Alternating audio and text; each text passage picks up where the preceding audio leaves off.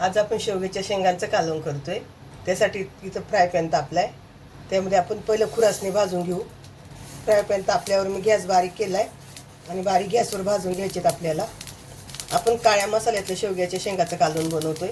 खुरासणी भाजून झालेत, एका प्लेटमध्ये काढलेत मी फ्राय पॅन मध्ये सुकं खोबरं टाकले, थोडंसं तेल टाकते आणि आपण भाजून घेऊया। कारण सुकं खोबरं पटकन जळतं, त्यामुळे शक्यतो फास्ट गॅसवर नका भाजू।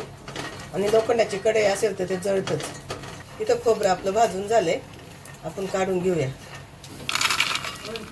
ज्या भांड्यात खोबरं भाजले त्याच भांड्यात कांदा भाजून घेऊया। थोडंसं तेल आणि कांदा आपल्याला फास्ट गॅसवर भाजायचा आहे। कांदा इथं आपलं भाजलेला आहे, त्यामध्ये आलं आणि लसूण टाकूया आणि 1 मिनिटासाठी परत परतून घेऊ।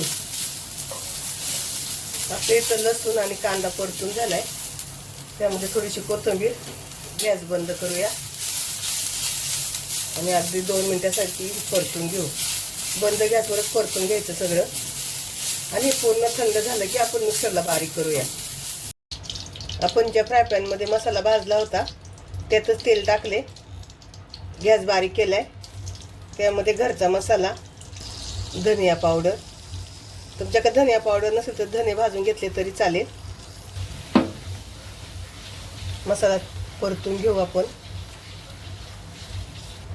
त्यामध्ये वाटण टाकूया आणि वाटण परतून घेऊ आपण।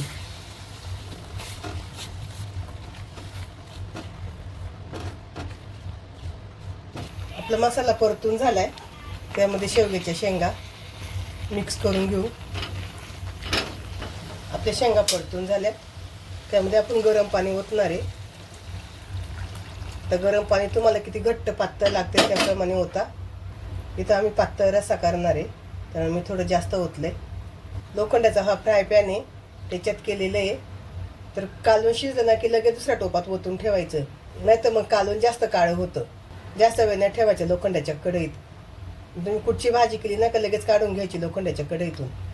चवीनुसार मीठ मिक्स करू आणि आता आपण शेंगा शिजून घेऊया।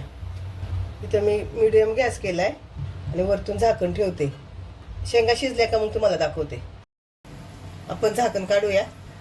इथं आपलं कालवणाला छान उकळी आली आहे। शेंगा शिजल्यात का आपण बघूया। शेवग्याची शेंग छान शिजली। काळ्या मसाल्यातलं शेवग्याच्या शेंगाचं कालवण तयार आहे। छान घट्ट पण झाले।